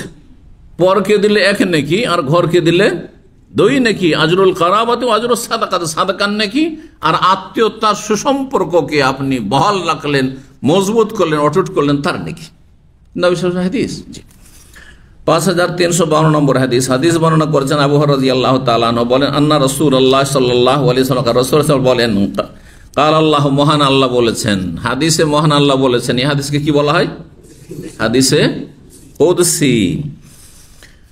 বলছেন মহান আল্লাহ তাআলা, আনফিক ইয়া ইবনা আদম, হে আদম সন্তান তুমি খরচ করো, খরচ করো। আনফিক আলে, তাহলে আমিও খরচ করব, খরচ করো তাহলে আমি খরচ করব। সত্যি যখন থেকে খরচ করতে লেগেছে, মানে বিয়ে করেছে না, তারপরে নিজের পেট, বিয়ের আগে অনেকে আছেন যে নিজের পেটের দায়িত্বটাও কার হোটেলে ছিল? বাবার হোটেলে ছিল। নিজের পেটের খাবারটাও জুটাইতেন না আপনি, ওটাও খেতেন বাপের হোটেলে। হ্যাঁ, কখনো গিয়ে মামাদের বাড়িতে, ধরেন কখনো গিয়ে কার লজিং বাড়িতে, কার বাড়ি খেয়ে বেড়াচ্ছেন। হ্যাঁ, কিন্তু বিয়ের পরে নিজের পেটের ব্যবস্থা করেছেন খাবার, তারপরে নিজের স্ত্রীর বরকত শুরু হলো, আল্লাহ খরচ করা শুরু করলেন। অধিকাংশ লোকের, আল্লাহ পরীক্ষিত জিনিস, টাকা পয়সা শুরু হয়েছে বিবাহ জীবনের, বৈবাহিক জীবনের পরে। হ্যাঁ, বিবাহের পরে দেখা গেছে যে টাকা পয়সা আগেও হয়তো ইনকাম করতো, কিন্তু সেভ করতে জানতো না। হ্যাঁ, বন্ধু বান্ধব নিয়ে ফুটিয়ে দিত, খরচ করতো। কিন্তু বিয়ে শাদী করার পরে একটু হোশ হয়েছে, আর তারপরে তখন দেখা গেছে না, তারপরে চারিদিক থেকে রাস্তা খুলেছে। তো সত্যি নবী সাল্লাল্লাহু আলাইহি ওয়াসাল্লাম এই হাদিস বর্ণনা করেছেন, হাদিস কুদসি। আল্লাহ বলেন, আনফিক ইয়া ইবনা, হে আদম সন্তান, যে কোনো মানুষকে সম্বোধন করা হচ্ছে, মুসলিম কাফের, হে আদম সন্তান, আনফিক তুমি খরচ করো। সেই খরচ করা ফরজ হোক অথবা সুন্নত নফল হোক, আর নিজের উপরে খরচ করা, নিজের পরিবারের উপর হোক, আর দান সাদকা হোক। হ্যাঁ, যে কোনো জায়গায় তুমি খরচ করো, দান সাদকা করো। আনফিক আলে, আল্লাহ বলছেন ওয়াদা, যে আমি তোমার উপর খরচ করতে থাকবো, মানে তোমাকে টাকা পয়সা দিতে থাকবো, রুজিতে বরকত দিতে থাকবো। জি, 5353 নম্বর হাদিস। হাদিস বর্ণনা করেছেন আবু হুরায়রা রাদিয়াল্লাহু তাআলা আনহু। তিনি বলেন, নবী সাল্লাল্লাহু আলাইহি ওয়াসাল্লাম বলেছেন, আস-সাই আলাল আরমিলাতি ওয়াল মিসকিনি কাল মুজাহিদি ফি সাবিলিল্লাহ আবিল কাইমিল লাইল আও আস-সাইমিন নাহার। বলছেন রাসূলুল্লাহ সাল্লাল্লাহু আলাইহি ওয়াসাল্লাম, আস-সাই আলাল আরমিলা, আরমিলা বলা হয় বিধবাকে। আরমিলা মানে বিধবা, আরামেল বহুবচন। মিসকিন দরিদ্র, গরিব মানুষ। মিসকিন মানে ভিক্ষুক নয়, মিসকিন মানে ভিক্ষুক না। কিন্তু আমাদের বাংলা সমাজে মিসকিন কাকে বলে? এই মিসকিন এসে ভিক্ষা দিয়ে তো, তার মানে ভিক্ষুককে মিসকিন বলছে। ভিক্ষুকের আরবি হচ্ছে সাইল। আম্মা সাইলা ফালা তানহার, ভিক্ষুক যদি ভিক্ষা করে, ভিক্ষুক অভাবী হইতে পারে, অভাবী নাও হইতে পারে, ঠিক কিনা? অনেক সময় আপনার কাছে বলছে বিভিন্ন জায়গায়, মসজিদে অথবা রাস্তাঘাটে, জিব খামসা রিয়াল, তো কি আসলে গরিব হইতেও পারে, আবার নাও হইতে পারে। অনেকে ব্যবসায়ী, জি, ভিক্ষা ব্যবসা।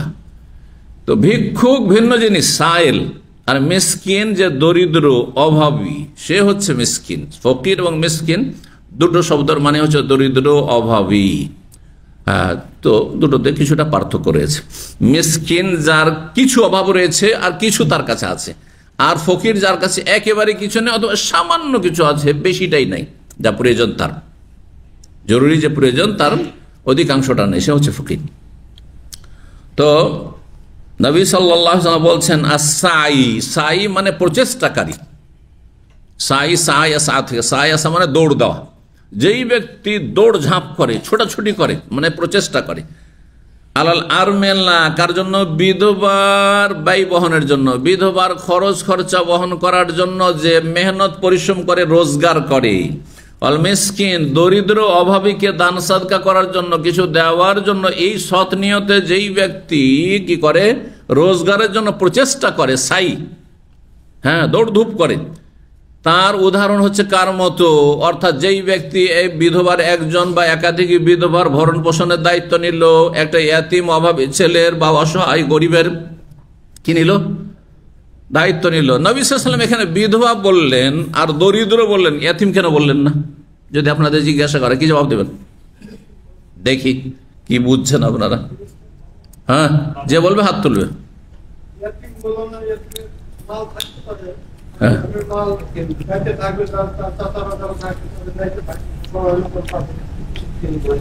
বুঝলেন? হ্যাঁ, এতিম ধনী হইতে পারে আর গরিব হইতে পারে, এটাই হচ্ছে শরীয়তের কথা। কিন্তু আমাদের সমাজের লোকেরা মনে করে যে এতিম মানে গরিব, এতিম মানে বাপ নাই কথা, এতিম মানে এমন গরিব, হ্যাঁ, যার বাপ মানে যে কোনো এতিমকে বাপ না থাকলে কি মনে করে? ওকে মনে করে যে ওকে দান সাদকা করা যাবে। এই জন্য আমাদের দেশের যেখানে দান সাদকা মানুষ করে ওর নামই হচ্ছে এতিমখানা। কি নাম? কি এখন বুঝতে পেরেছেন? আর এতিমখানা মানে যেখানে খানা মানে ঘর, খানা মানে বুঝেন কিনা? খানা মানে খাবার নয়, আবার এটা খানা খা দিয়ে, হ্যাঁ। আর খানা উর্দু থেকে যেটা এসছে ওটা কাফ হা, কাফ যুক্ত হা, ওই খানা। তো খানা মানে কি?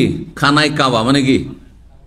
কাবা ঘর। তো ফার্সি শব্দ এটি, খানা শব্দ হচ্ছে সন্ন্যায় স্থান পূরণ করেন মানে খানা, হ্যাঁ, খালি খানা, খানা মানে স্থান, তো ঘর।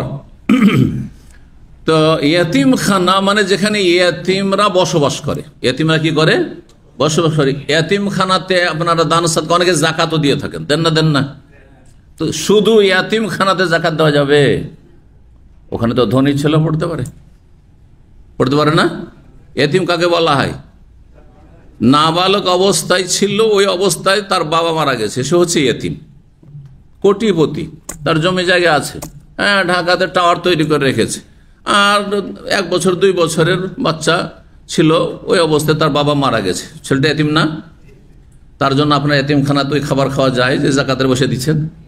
তাহলে আমাদের দেশের ভাষা যে ইয়তিমখানা, আর ইয়তিমখানাতে দান সাদকা করছি আমরা আর জাকাত দিচ্ছি, কথাটি নাজায়েজ কথা নয়, ভালো করে বুঝতে হবে।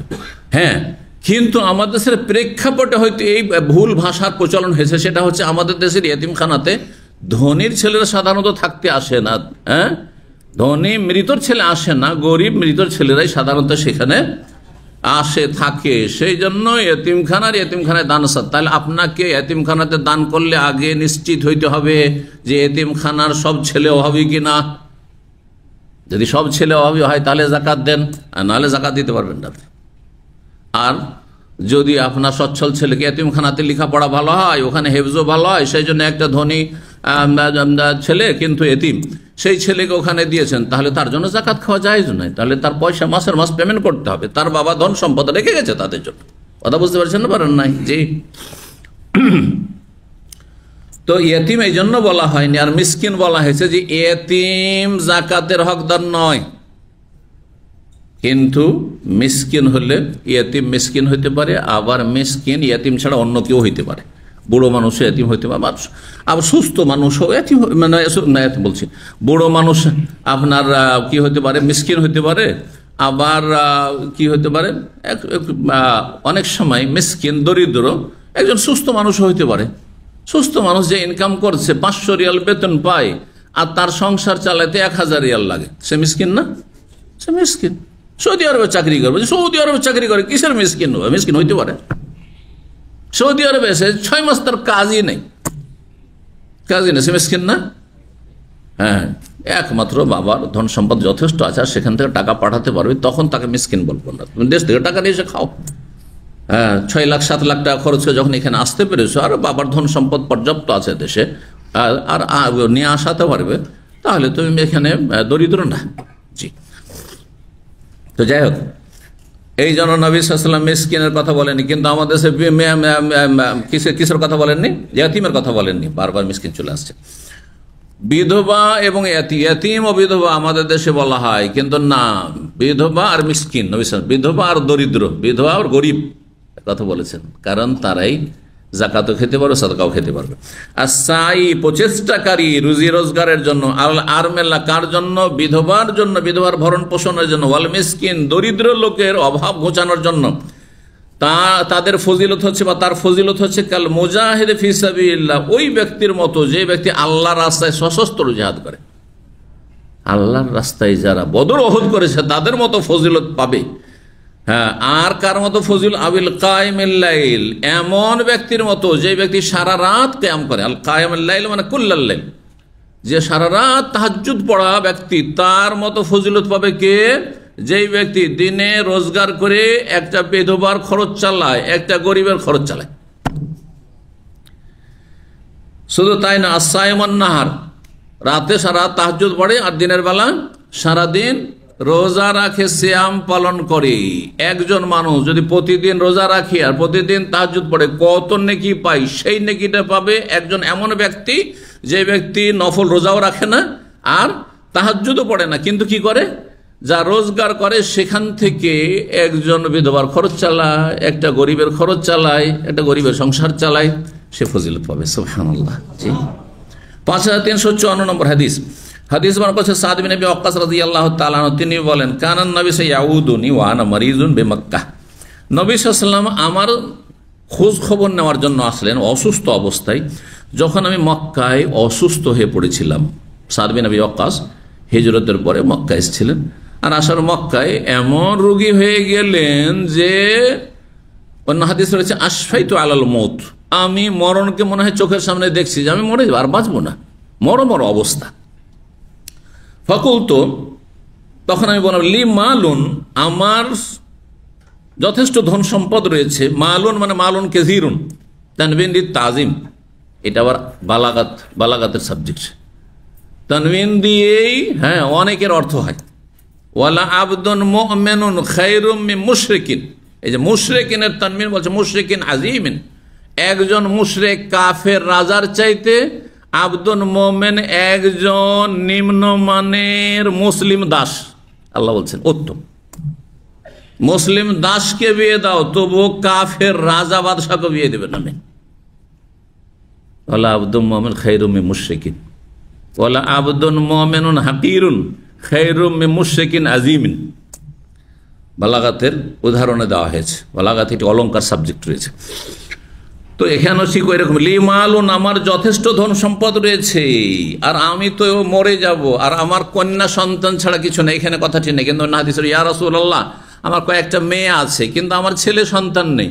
তো মেয়েরা তো সবকিছু নিতেও পারবে না, তারপরে মেয়েদের সংসার হয়ে গেছে অথবা বিয়ে হয়ে যাবে, তাহলে তাদের তো আর প্রয়োজনও থাকবে না, কারণ তাদের স্বামীরা তাদের খরচ খরচা চালাবে বা চালাচ্ছে। তো আমার এত ধন সম্পদ রেখে আমি না গিয়ে সব দান করে দিলাম, সব ওসিয়ত করে দিলাম। বললেন, লি মালুন, আমার যথেষ্ট ধন সম্পদ রয়েছে, উসিবে মালি করলেই, আমি চাই যে সমস্ত ধন সম্পদ আমি আল্লাহর রাস্তায় ওসিয়ত করে দেব, যে অমুক জায়গায় দিয়ে দাও, অমুক গরিবকে দিয়ে দাও, অমুক গরিবকে দিয়ে দাও, এই কর, সব ধন সম্পদ ওসিয়ত করবো। জায়েজ, যদি ধন সম্পদ থাকে ওসিয়ত কতটা করতে পারবেন? 3 ভাগের 1 ভাগ সর্ব ঊর্ধ্বে, সেটা অনেক বেশি, তার আরো কম করলে ভালো, 4 ভাগের 1 ভাগ করলে ভালো, 5 ভাগ 6 ভাগের 1 ভাগ আরো কমালে ভালো। তখন নবী সাল্লাল্লাহু আলাইহি ওয়াসাল্লাম বলেন, না এটা করতে পারবেন না, সব ধন সম্পদ দিয়ে দিবে আর মেয়েগুলো কিছু পাবে না, হ্যাঁ তাদের জন্য কিছু রাখবে না, এটা চলবে না। তারপরে তোমার ভাই বোনেরা রয়েছে, তারাও কিছু পাবে, তাদেরকেও দিবে না, তুমি ওসিয়ত করবে অন্য কাউকে দিয়ে দিবে, এটা চলবে না। জি। ফাকুলতু, তখন আমি বললাম, আশফাশাতরু, তাহলে অর্ধেক, যখন পুরো ধন সম্পদ ওসিয়ত করতে পারেন অর্ধেক, আর বললেন যে না, কাল্লা, সেটাও চলবে না। কুলতু, তখন আমি বললাম, ফাসসুলুস, তাহলে 3 ভাগের 1 ভাগ, আর আসসুলুস ওয়াসসুলুসু কাছে, হ্যাঁ 3 ভাগের 1 ভাগ করতে পারে, আওসে সুলুস ওয়াসসুলুসু কাসীরুন, 3 ভাগের 1 ভাগ ওসিয়ত করা এটা অনেক বেশি। কারো 3 বিঘা জমি আছে, 1 বিঘা যদি কেউ ওসিয়ত করে যে এটা আমার ছেলে মেয়েদের জন্য, এটা আমি মসজিদে দিয়ে দিলাম, এটা আমি মাদ্রাসায় দিয়ে দিলাম, এটা আমি জনকল্যাণমূলক কাজে দিয়ে দিলাম, এটা অমুক গরিব অমুক বিধবাকে দিয়ে দিলাম, ও সংসার চালাবার জন্য দিয়ে দিলাম, কোনো ব্যক্তিকে দিতে পারে, প্রতিষ্ঠানকে দিতে পারে, নেকির কাজ হইলি হইল, গুনার কাজে ব্যবহার না হইলি হলো। তো 3 ভাগের 1 ভাগ দিতে পারো, কিন্তু 3 ভাগের 1 ভাগও অনেক বেশি, তার চাইতে কম করলে ভালো। কেন? বলছে, আনতাদা ওয়ারাসাতাকা আগনিয়া খায়রুম মিন আনতাদাহুম আলাতান ইয়াতাকাফাফুনান নাস ফি আইদিহিম, তুমি যদি তোমার উত্তরাধিকারীদেরকে, ওয়ারিসিনদেরকে, আর তার ওয়ারিসিন হচ্ছে তার মেয়েরা, তার ওয়ারিসিন হচ্ছে তার ভাই বোনেরা, জি, তাদেরকে যদি ছেড়ে যাও তুমি দুনিয়া থেকে আগনিয়া, বিত্তবান অবস্থায়, সচ্ছল অবস্থায়, এটি খায়রুন, বেশি উত্তম হবে, মিন আনতাদাহুম, তাদেরকে ছেড়ে যাওয়ার চাইতে, আলাতান, অভাবী অবস্থায়, আলাতান আয়েলের বহুবচন, জি, অভাবী অবস্থায়, ইয়াতাকাফাফুনান নাস ফি আইদিহিম, তুমি ধন সম্পদগুলি ডানে বামে সাদকা করে দিলে বা ওসিয়ত করে দিলে, আর তোমার মেয়েরা অভাবী হয়ে গেল বা তোমার ভাইয়েরা অভাবী হয়ে গেল, আর মানুষের কাছে ভিক্ষা করে বেড়াচ্ছে, দ্বারস্থ হচ্ছে, হাত পাচ্ছে, এটা ভালো নয়। ইয়াতাকাফাফ, কাফফুন মানে হাতের তলা, ইয়াতাকাফাফুন নাস, মানুষকে হাতের তলা দেখে মানে দ্বারস্থ হচ্ছে, হ্যাঁ হাত সম্প্রসারিত করেছে মানুষের সামনে ভিক্ষা চাওয়ার জন্য, তোমার ভাইয়ের এটা ভালো লাগবে? কেন এটা করবে তুমি? এটা করিও না, তাদেরও কিছু তোমার জমি জায়গা ধন সম্পদ থেকে ভাগ পাক তারা। ও মাহমা আনফাক্তা, আর শোনো, তুমি মনে করছো ওসিয়ত করলে বেশি নাকি ভাবো, আর দান সাদকা করলে বেশি নাকি ভাবো, হ্যাঁ, আর তোমার ভাইয়েরা বোনেরা পেলে নাকি পাবে না, আর তোমার মেয়েরা পেলে নাকি পাবে না। বলছেন ও মাহমা আনফাক্তা, তুমি যাই খরচ করবে না কেন, ফাহুয়ালাকা সাদাকা, সেটি তোমার সাদাকা হবে। তোমার মেয়েরা ভাগ পেলে ওইটাও সাদাকা, কারণ নেকির আশায়, এহতেসাব নেকি নিয়ত থাকতে হবে। তোমার ভাই বোনেরা পেলো সেটাও, হ্যাঁ, যে ভাগ পেলো তোমার চলে যাওয়ার পরে, যেহেতু তোমার ছেলে সন্তান নেই তো ভাইয়েরা পাবে, তো সেটাও সাদাকা। জি, এমনকি ভাইওরা নেই, হয়তো চাচা পাবে। এখানে গিয়ে অনেকে মনে হয় চাচাকে দিব রে, সারা জীবন শত্রুতা করে এলো, হ্যাঁ, না, আল্লাহ দিয়েছেন, আপনার অধিকার কোথায়? হ্যাঁ, আপনার নিকটাত্মীয় কেউ নেই, শুধু কন্যা সন্তান ছিল, ধরেন একজন থাকলে অর্ধেক, দুইজন থাকলে 2/3 বা দুইজনের বেশি যতই হোক না কেন 2/3, বাকি 1/3 যে বাঁচলো সেটা আপনার ভাই বোন কেউ নেই, তাহলে কি পাবে? হ্যাঁ, তাহলে চাচারা পাবে। চাচা নেই, চাচা তো ভাই আছে, চাচা তো ভাইকে না দিতে হবে। আল্লাহ যে ভাগ করেছে ওইটা ভাগ আল্লাহর ফয়সালা, আল্লাহ ওদের নসিবে রেখেছিল। জি, বঞ্চিত করার অসৎ নিয়ত যেন না থাকে। বলছেন যে মাহমা আনফাক্তা, তুমি যাই খরচ করবে না কেন, ফাহুয়ালাকা সাদাকা, তোমার জন্য সেটি সাদাকা বলে গণ্য হবে। হাত্তা লোকমাতা, এমন কি লোকমা, লোকমা বুঝেন তো বাংলা কি বলা হয়? এই ভাষাটি এমন একটি ভাষা আরবি, এটি আরবি যে একটি ধনাঢ্য, হ্যাঁ, রিচ ভাষা, এর বাস্তব প্রমাণ। এই ভাষার অন্য কোনো প্রতিশব্দ আমি উর্দুতেও খুঁজে পাইনি, আর বাংলাতেও খুঁজে পাইনি, হ্যাঁ, জানি না অন্য কোনো ভাষা আছে কিনা, 4-5টা ভাষা জানি, তার মধ্যে খুঁজে পাইনি। বা ফার্সিও জানি, ফার্সিও পড়েছি, তাও পাইনি। হিন্দি জানি, তাও পাইনি। হ্যাঁ, ইংরেজি মোটামুটি জানি, তাতেও পাইনি। জানি না আপনার পেয়েছেন কি লোকমা? হ্যাঁ, নলা লোকমা মানে কি? এই যে লোকমা, এক লোকমা উঠাইলেন এটা, হ্যাঁ, লোকমা মানে একবারে যেটা গিলতে পারে। লোকমা মানে হাতে উঠানো নয়। আবার লোকমা কোনটাকে বলা হয়? লাকামায়াল কাও মানে গিলা, শাব্দিক অর্থ একবারে যতটা আপনি গিলতে পারবে, এটার নাম লোকমা। অনেকে বুঝেন না, কিন্তু আপনি লোকমা মানে বুঝছেন হাতের মুষ্টি নাকি? না না না, হাতের মুষ্টি নিলে গিলতেই পারেন না একবারে, সেটা লোকমা হবে? লোকমা মানে একবারে যেটা আপনি গিলতে পারবেন, সেটার নাম লোকমা। যতটা ভাত একবারে গিলতে পারে, এই যে একবার গিলতে পারলো আপনার স্ত্রী অথবা আপনার ছেলে মেয়ে, এতটা যে দিলেন আপনি, উঠিয়ে দাও মানে অনেকে মনে করে বিয়ে করে এখন মুখে উঠিয়ে খাওয়াইতে হবে। নতুন আবেগী ছেলেরা এই হাদিসটা পড়ার পরে, এরা জাহেরি, এরা কি বলি আমি, জাহিরি একটা মজহাব ছিল একসময়। ইমাম ইবনে হাজম জাহিরি ছিলেন, আর এই মজহাবের ইমাম দাউদ জাহিরি আর তার অনুসারী ছিলেন, বড় মুহাদ্দিস এবং ফাকিহ ছিলেন ইমাম ইবনে হাজম। তার এই জাহিরি মজহাবের ওপর, 4 মজহাব ছাড়া 5ম মজহাবের জাহিরি মজহাবের ওপর ফিকার অনেকগুলি খণ্ডে, হ্যাঁ, বিশাল একটি কিতাব রয়েছে। জি, আল মোহাল্লা ইবনে হাজমের। তো এই জাহেরিদের কিছু কিছু আজব ফতোয়া রয়েছে। নবী সাল্লাল্লাহু আলাইহি ওয়াসাল্লাম 7 রকম শুধু ধন সম্পদে সুদ বলেছেন, সুতরাং 8ম আর কোনো সুদ নেই। লবণে সুদ আছে, স্বর্ণে সুদ আছে, হ্যাঁ, আর তারপরে আপনার কি বলে, গমের সুদ আছে, জবের সুদ আছে, খেজুরের সুদ আছে, এগুলো আছে।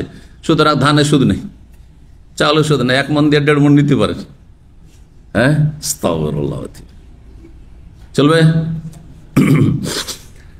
তো জাহিরি কিছু যুবকরা আছে, বিয়ে করে প্রথম, আরে নতুন এসছে বউ, ওর অরুচি না, অনেক সময় অরুচি হইতে পারে, আপনার সাথে এখন ভক্তি হয়নি, কিছু হয়নি, ও জবরদস্তি প্রথম রাতে, বাসর রাতে তোকে উঠিয়ে খাওয়াবো, তোকে উঠিয়ে দিতে হবে, চলবে? না না, এরকম কাজ করবেন না আপনি।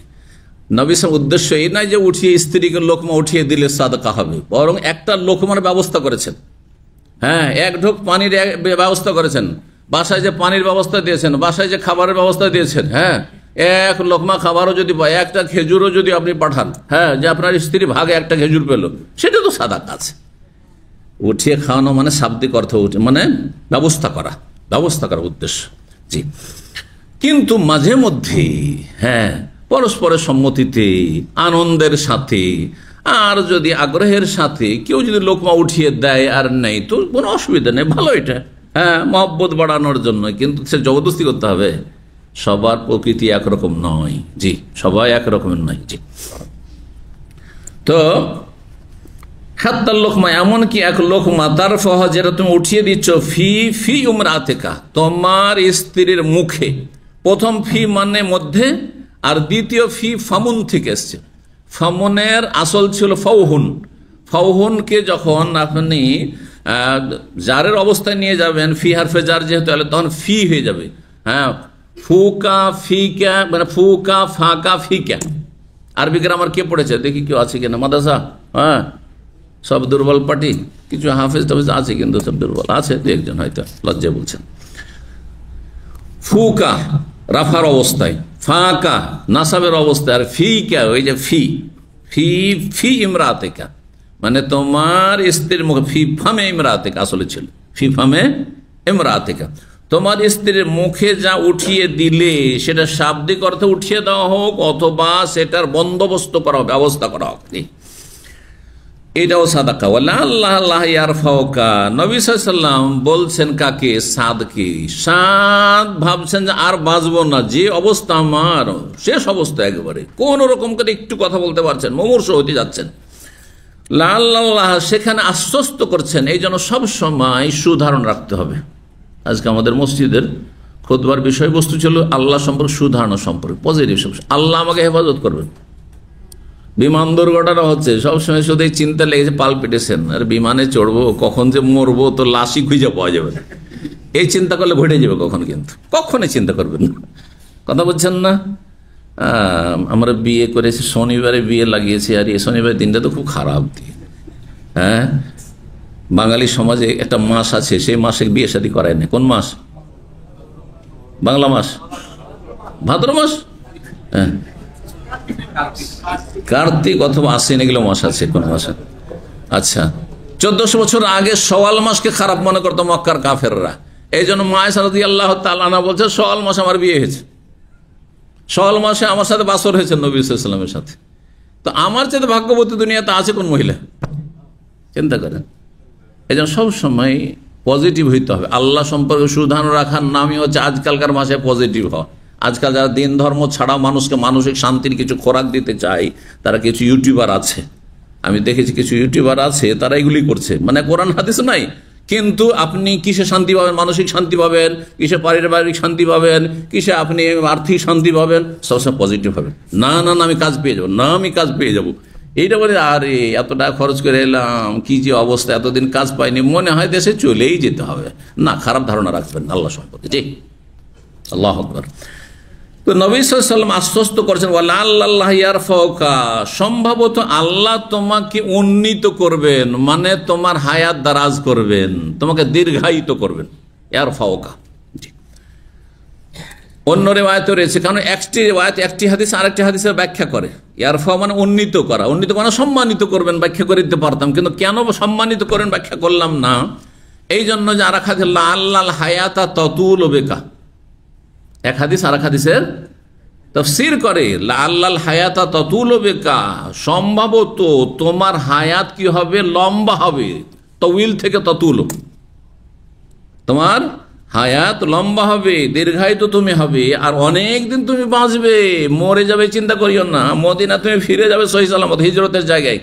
কারণ মদিনা হিজরত করার পরে মক্কায় মরে যাব, এটা বড় কষ্টের জিনিস ছিল। আমার হিজরতের সবই হয়তো চলে যাবে, যেখান থেকে চলে গেছে আল্লাহর হুকুম ফরজ ছিল, আবার সেই জমিনে এসে আল্লাহ এখানে মরণ হবে, এটা খুব কষ্টের বিষয় ছিল। জি, তো নবী সাল্লাল্লাহু আলাইহি ওয়াসাল্লাম বলছেন, আল্লাহ হয়তো তোমাকে উন্নীত করবেন, মানে দীর্ঘায়িত করবেন। আর ইয়ানতাফি বিকা নাস, বহু মানুষ তোমার দ্বারা লাভবান হবে, উপকৃত হবে। ওয়া ইউদাররু বিকা আখারুন, আর বহু মানুষকে ক্ষতিগ্রস্ত করা হবে তোমার মাধ্যমে। আবার এটা কেমন কথা হয়ে গেল? হ্যাঁ, এটা কেমন কথা হয়ে গেল? বুঝলেন না? বুঝলেন না? আল্লাহ আপনার হায়াত দারাজ করুন, আপনার মাধ্যমে মানুষরা উপকৃত হন, এই দোয়া তো দিচ্ছেন। কিন্তু যদি কাউকে বলেন আল্লাহ আপনার হায়াত দারাজ করুন, আল্লাহ বহু মানুষকে আপনার দ্বারা উপকৃত করবেন, বহু মানুষ আপনার দ্বারা ক্ষতিগ্রস্ত হবেন, তা আপনাদের কেউ খুশি হবেন? কি বদ্দুয়া দিল রে, হ্যাঁ, তাই না? তো নবী সাল্লাল্লাহু আলাইহি ওয়াসাল্লাম ভবিষ্যৎবাণী করে বলছেন, কাকে? সাদ বিন আবি ওয়াক্কাস। কে সেই সাদ বিন আবি ওয়াক্কাস? যিনি আশরা মুবাশশারা, 10 জন জান্নাতের সুসংবাদ প্রাপ্ত সাহাবায়ে কেরামদের অন্যতম তিনি, এবং নবী সাল্লাল্লাহু আলাইহি ওয়াসাল্লামের মামা সম্পর্কে আল্লাহ হায়াতা তাতুল বিকা, হ্যাঁ যাই বলছিলাম, যে বেকার না শোন, বহু মানুষ তোমার দ্বারা উপকৃত হবেন, তোমার এই জীবন দ্বারা, তোমার এই বেঁচে থাকা দ্বারা। আর অনেক মানুষ আছে যারা তোমার মাধ্যমে ক্ষতিগ্রস্ত হবে। কারা? কাফেররা। কি হয়েছিল? তার মাধ্যমে আল্লাহ রাব্বুল আলামিন বিজয় দান করেছিলেন সেই পারস্য শক্তির। এই যে পারস্য শক্তি, পারস্য সাম্রাজ্য, সেই যুগে দুটো পরাশক্তি ছিল, যেমন আজকালকার পরাশক্তি। আপনার বড় বড় শক্তিগুলো, একটি আমেরিকা, একটি রাশিয়া, একটি চীন। একসময় ছিল সোভিয়েত ইউনিয়ন আর আমেরিকা। তখন শীতল যুদ্ধ চলতো। শীতল যুদ্ধ বুঝেন? শীতল যুদ্ধ বুঝেন না? বুঝেন না? কি বুঝেন? কে বুঝে? হ্যাঁ, শীতল যুদ্ধ মানে ঠিক একসাথে খাতির চলাফেরা করছেন, ঠিকই একই রুমে থাকছেন, কিন্তু দুইজনে টানা পোড়া, মন মগজে টানা পোড়া চলছে। তোকে আগাইতে দেবো না, ও বলছে, আর আপনি বলছেন তোকে আগাইতে দেবো না, কিন্তু প্রকাশ করছেন না। এটা হচ্ছে শীতল মানে ঠান্ডা যুদ্ধ। কোনো সময় মারামারিও নয়, তর্কও নয়, একসাথে খুব আমোদ প্রীতি করে খাচ্ছেন। তো আমেরিকা আর সোভিয়েত ইউনিয়ন 90 দশকে সোভিয়েতের পতন হয়। আমরা যখন মোদি ইউনিভার্সিটিতে পড়ি তখন প্রথম সোভিয়েত ইউনিয়নের পতন হইল। তো তার আগে যেহেতু আমাদের যৌবনকালে মাদ্রাসার ছাত্র হইলে দুনিয়া সম্পর্কে খবর তো রাখতাম আমরা। তো তখন আমেরিকা আর সোভিয়েত ইউনিয়নের খুব শীতল যুদ্ধ চলতো, কে কাকে ঠেকাইতে পারে, কে কাকে ডাউন করতে পারে। এই করতে গিয়ে দিল সোভিয়েত ইউনিয়নকে টুকরো টুকরো করে দিল আমেরিকা, এখন আফগানিস্তানের মাধ্যমে। জি, তো আল্লাহ রাব্বুল আলামিন ওই যুগে দুটো পরাশক্তি ছিল, একটি ছিল রোম সাম্রাজ্য আর একটি ছিল পারস্য শক্তি। সাদ ইবনে আবু ওয়াক্কাস রাদিয়াল্লাহু তাআলার মাধ্যমে এই পরাশক্তিগুলিকে দুর্বল করেছেন, নির্মূল করেছেন, এবং জিহাদ ফি সাবিলিল্লাহ দীর্ঘ সময় তিনি অংশ করেছেন। বড় অবদান তার ছিল। তো এই দিকে ইঙ্গিত করে দেখেন নবী সাল্লাল্লাহু আলাইহি ওয়াসাল্লাম তাহলে কি ওহীর ভিত্তিতে কথা বলতেন, এমনি কথা না যে তুমি বেঁচে থাকবে দীর্ঘদিন এবং তোমার মাধ্যমে অনেক মানুষ উপকৃত হবে। কত লোক যে জাহান্নামের রাস্তা থেকে ইসলাম কবুল করে এসেছে, সুবহানাল্লাহ, জান্নাতের রাস্তা ধরেছে, কত লোক জান্নাতি হয়েছে, কত পরিবার এর মাধ্যমে হেদায়েত হয়ে কিয়ামত পর্যন্ত তাদের বংশধর জান্নাতের রাস্তা ধরেছে। চিন্তা করুন তো দেখি। আর তারপরে মুসলিম সমাজের যারা ছিল, যারা জিহাদে অংশ নিয়েছে এবং যারা এই দেশগুলো বিজয় করেছে, তারা কত সম্মানিত হয়েছে এবং কত তারা এই আল্লাহর এই নেতৃত্ব খেলাফত পেয়েছে সব দেশ, কাফেরদের দেশগুলিতে। তো এইভাবে উপকৃত হয়েছেন বহু মানুষ, আর বহু মানুষ কাফেররা যারা অস্বীকার করেছে আল্লাহর দিনকে, তারা ক্ষতিগ্রস্ত হয়েছে। হয় দুনিয়া থেকে শেষ হয়েছে, জাহান্নামে পৌঁছেছে ওই জিহাদের ময়দানে, আর না হলে পরাজিত হয়েছে, লাঞ্ছিত হয়েছে। জি, 2 নম্বর অধ্যায় হচ্ছে বাবু ওজুবে নাফাকাতে আলাল আহলি ওয়াল আয়াল। এই অধ্যায় হচ্ছে পরিবার পরিজনের ভরণ পোষণের দায়িত্ব বহন করা হচ্ছে ফরজ, ওজুব ফরজ। পরিবার পরিজনের মানে স্ত্রী আর ছেলে মেয়েদের, যাদের কথা বললাম, আর তার সাথে যাদেরকে বললাম সংশ্লিষ্ট, তাদের ভরণ পোষণের দায়িত্ব পালন করা ফরজ। আপনি বিয়ে করেছেন বা বিয়ে করবেন, আপনার স্ত্রীর ভরণ পোষণ কারোর ফরজ, কিন্তু আপনাদের অধিকাংশ তো আপনার বাবার হাতে ছেড়ে চলে আসছেন না? বাবার কাছে টাকা পাঠাচ্ছেন, আপনার স্ত্রীর খরচ কে দেবে? বলছে আমার বাবা দেবে। আরে আপনার বাবার উপর ফরজ এনে ও কেন দেবে? আমি যা দিচ্ছি কেন দিবেন ওইভাবে? আর আপনার স্ত্রী আপনার ওর শ্বশুর কাছে দ্বারস্থ কেন হবে? তার কাছে লাঞ্ছিত কেন হবে? তার দিকে তাকিয়ে থাকবে কেন? সব শরীয়ত বিরোধী কাজ। আপনাকে আপনার স্ত্রীর খরচ সরাসরি দিতে হবে, আপনার ছেলে মেয়েদের খরচ সরাসরি দিতে হবে। এটাই হচ্ছে শরীয়ত। বোঝার চেষ্টা করুন এবং আমলের চেষ্টা করুন, পরিবর্তন নিয়ে আসুন। বুঝান, বাপ মাকে বুঝান ইসলাম, এবং পরিবারকে সমাজকে বুঝান, দিন শিখান। জি, আল্লাহ বুঝার তৌফিক দান করুন। জীবনের প্রতিটি ক্ষেত্রে সংস্কারের প্রয়োজন আছে।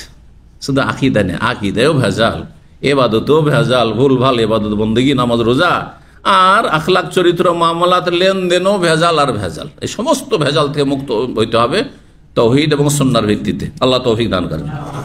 5355 নম্বর হাদিস বর্ণনা করেছেন আবু হুরায়রা রাদিয়াল্লাহু তাআলা। তিনি বলেন কালান নবী সাল্লাল্লাহু আলাইহি ওয়াসাল্লাম, নবী সাল্লাল্লাহু আলাইহি ওয়াসাল্লাম বলেন, আফদালুস সাদাকাতে মা তারাকা গিনান, সবচেয়ে উত্তম সাদাকা হচ্ছে মা তারাকা গিনান, যেই সাদকা করা হয় সচ্ছল অবস্থায় থাকার পরে, মানে আপনার সচ্ছলতা ঠিক রেখে, মানে আপনার সংসার চালিয়ে তারপরে খরচ করেন।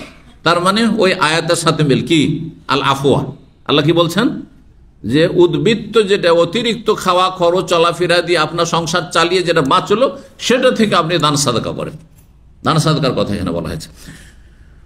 এটা হচ্ছে উত্তম সাদাকা। তাহলে অনুত্তম সাদাকা কি? যে আপনার স্ত্রীর অভাব, ছেলে মেয়ের অভাব, ওইদিকে চিকিৎসার প্রয়োজন, আর এদিকে আপনি দান সাদাকা করছেন। না, আগে চিকিৎসা করেন, না তাদের খাওয়া দাওয়া খরচ দেন, তাদের লেখাপড়ার খরচ দেন। জি, মা তারাকা জ্ঞানান, যেটা সচ্ছল অবস্থায় ছেড়ে দেয় আপনাকে, মানে আপনি সচ্ছল অবস্থায় আছেন, আপনার পরিবার সচ্ছল অবস্থায়, আর তারপরে দান করেন আপনি। আবার সচ্ছল মানে আজকালকার জামানা সচ্ছল বুঝবে, আজকালকার জামানা সচ্ছল তো আপনারা কেউ সচ্ছল নিজেকে মনে করেন, সবাই মনে করেন অভাবী। হ্যাঁ, মাস যাই টাকা পয়সা শেষ করে দিই, নিজেকে সচ্ছল মনে করেন অভাবী মনে করেন?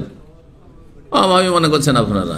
একমাত্র যারা মোটামুটি দিন শিখেছেন হয়তো মানে আলহামদুলিল্লাহ যে মাসে যা আসছে তা দিয়ে সংসার চলে যাচ্ছে, সুতরাং আমি কি সচ্ছল। কয়জন পাবেন এরকম? শতকরা একজন খুঁজে পাবেন না এরকম মন মেজাজের। এটা হচ্ছে ইসলামিক নীতিমালা। তো বলছিলাম যা সচ্ছলতা, আজকালকার সচ্ছলতা মানে কোটিপতি হইতে হবে, লাখ হয়ে লাভ নেই, এতেও সচ্ছল না। যে না, সচ্ছলতা মানে আপনার চলার মতো খরচ খরচা রেখে দিয়ে তারপরে দান করুন, এটা হচ্ছে সচ্ছলতা। এটা হচ্ছে উত্তম সাদাকা। ওয়ালিয়াদুল উলিয়া খায়রুম মিন ইয়াদিস সুফলা, ওপরের হাত নিচের হাতের চাইতে উৎকৃষ্ট।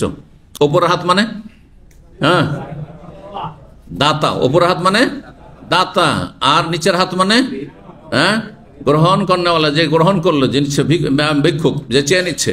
তাহলে এক ব্যক্তি সাহায্য চাইছে আর একজন দিচ্ছে, যে দিতে পারে সে বেশি ভালো। তো আপনি সব সময় দেওয়ার চেষ্টা করেন, দেওয়ার চেষ্টা করেন। এমন না হয় যে এত বেশি এখন দিয়ে দিলেন যে দিয়ে দেওয়ার কারণে আপনার স্ত্রী ছেলে মেয়ে ওই দিকে গ্রামে চাওয়া শুরু করলো, বাড়িতে খাবার দাবার নেই, হ্যাঁ ধার কর্জে নেওয়া শুরু করলো। হ্যাঁ, তারপরে আমাদের দেশে আবার সুদের খোলা আছে। আপনি নয় কিছুটা দিন শিখেছেন, আপনার স্ত্রী এত ইমানের দুর্বল যে ও সুদের ওপর টাকা নেওয়া শুরু করেছে। হ্যাঁ, সুদের ওপর আপনার সুদি কারবার শুরু করেছে। আমাদের একদিনই ভাই এখানে থাকতো, হ্যাঁ তার স্ত্রীকে এখান থেকে টাকা পাঠায় আর তারপরে বেশি বেশি খরচ করে। আর না কোন ব্যবসা লাগিয়েছে, ব্যবসা লাগিয়ে দিয়ে তার লস খেয়ে গেছে। তখন সুদের উপর, গ্রামের সুদের উপর টাকা নিয়েছে। আর গ্রামের সুদ ব্যাংকের সুদের চাইতে অনেক নিকৃষ্ট। সবগুলি হারাম, কিন্তু হারামের একটা স্তর আছে, মাসের মাস। ব্যাংকে তো মনে করেন যে বছরে হয়তো 4% 4% অথবা 5% বা কিছু সামথিং এইরকম বাড়ে, কিন্তু এখানে প্রতি মাসে আপনাকে 5% বা 10% দিতে হবে, শতকরা 10 টাকা দিতে হবে। নিকৃষ্ট সুদে, জুলমের শেষ নেই। এই সুদে ফেসে গেছে। আর এখানে 2000 রিয়াল ওই লোক বেতন পায়, দামে থাকে।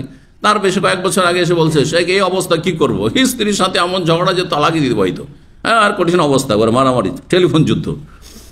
তারপরে তখন ঠান্ডা হয়ে শেষে এই সৌদিদের কাছ থেকে দান সাদকা চেয়ে আর তারপরে তখন এই কর্জা শোধ করে। এই হলো অবস্থা। এই জিল্লতির শেষ আছে?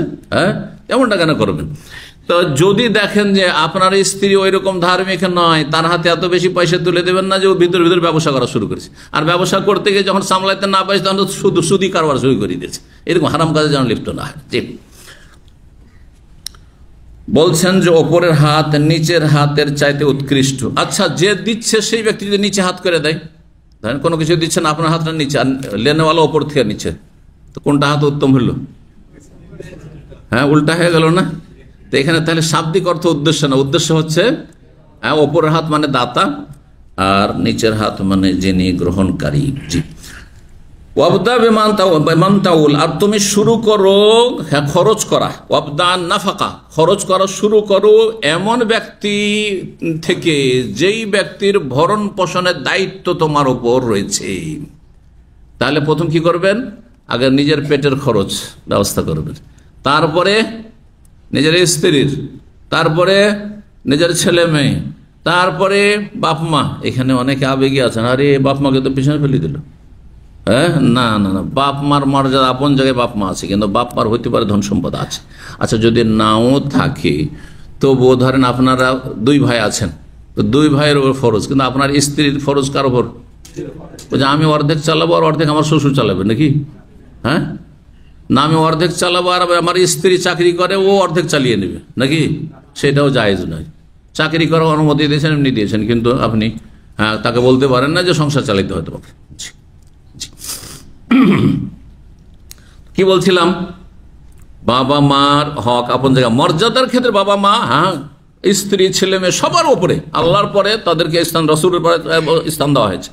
কিন্তু খরচ খরচা যে আপনার ওপর ফরজের গুরুত্বের ক্ষেত্রে শুরু করতে হবে নিজে থেকে, তারপরে স্ত্রী, ছেলে মেয়ে, তারপরে বাবা মা, জি, তারপরে ভাই বোন।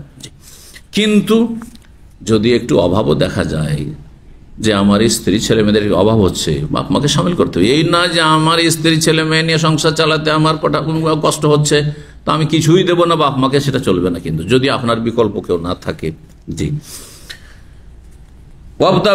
বেমান তাউল হয়ে গেল। তাহলে তাকুলুল মারআতু, কারণ আপনি হয়তো না খেয়ে থেকে যাবেন, কিন্তু আপনার স্ত্রী বলবে ইম্মান তুতইমানি ওয়া ইম্মান তুতাল্লিকানি, হয় আমাকে খাবার দাও আর না হলে তালাক দাও। খাবার দাও, না হয় না খেয়ে থাকতে পারবো না, জি। সুতরাং আগে তার খরচ দেয় না যে দান সাদকা করা শুরু করবে। ওয়াকুলুল আবদু, বাড়িতে যে না কি বলছেন তারপরে, হ্যাঁ, ওয়াকুল আবদু, দাস যদি তোমার থাকে, কিন্তু দাসের জামানা, দাস যদি থাকে বলবে আত এমনি, খেতে দেন, ওয়াস্তামেলনি, আর আমার থেকে কাজ নেন। আপনি খাওয়াবেন তাহলে না কাজ করবো, মেশিন কি আর বিনা তেলে চলবে, জি।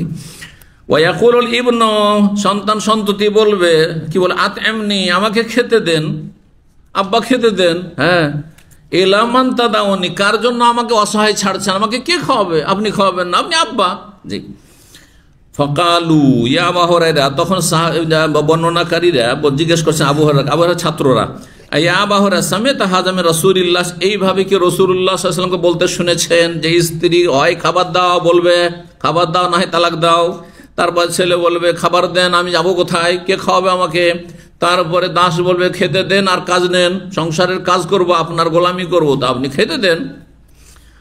তো এই কথাগুলি আপনি বানিয়ে ব্যাখ্যা করে বলছেন না রাসূলুল্লাহ সাল্লাল্লাহু আলাইহি ওয়াসাল্লাম বলেছেন?